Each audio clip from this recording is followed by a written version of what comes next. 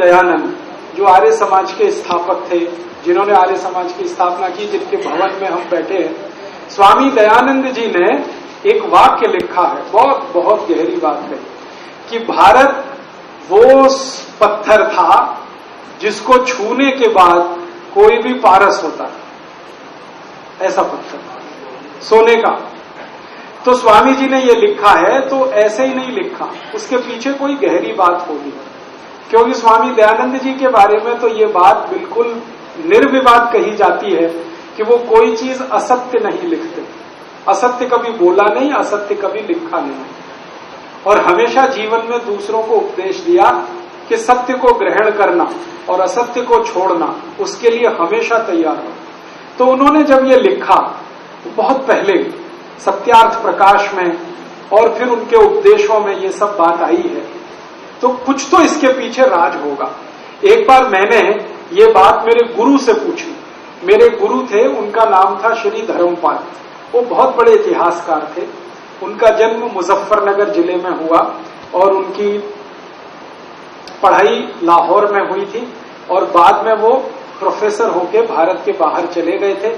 London में Thames university में करीब 40 साल उन्होंने पढ़ाया, और कई देशों में वो विजिटिंग प्रोफेसर थे। अंत में जब रिटायर वगैरह हो गए तो भारत वापस आ गए। मेरे वो गुरु थे। एक बार मैंने कहा कि स्वामी दयानंद जी ऐसा कहते हैं, तो उन्होंने कहा कहते हैं तो सही कहते हैं, इसमें गलत क्या कि भारत तो सोने की चिड़िया था। तो मैंने कहा सुना तो मैंने भी है बचपन से सोने की चिड़िया था, लेकिन इसका सबूत क्या, प्रमाण क्या है इसका? तो कहने लगे तुम्हारे जैसे आदमी की यही गड़बड़ी है। मैंने कहा मेरे जैसे से मतलब? तो उन्होंने कहा जो आधुनिक शिक्षा लेकर निकले हुए लोग हैं ना, इनके जीवन में एक ही गड़बड़ी है कि वो अविश्वास पहले करते हैं, विश्वास बाद में करते हैं।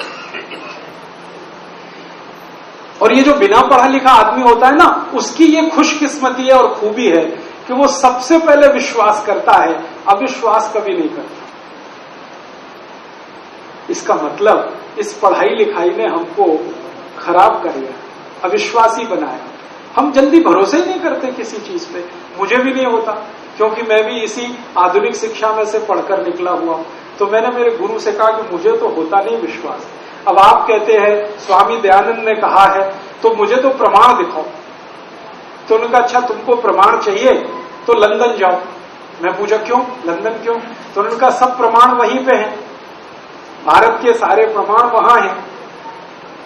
तो फिर तब से मेरे दिमाग में ये बात बैठ गई, और फिर मुझे लंदन जाने का जब चांस मिला, मौका मिला, तो मैंने वहां वो प्रमाण देखे। लंदन में एक बहुत बड़ी लाइब्रेरी है, house of Commons library. House of Commons माने अंग्रेजों की लोकसभा।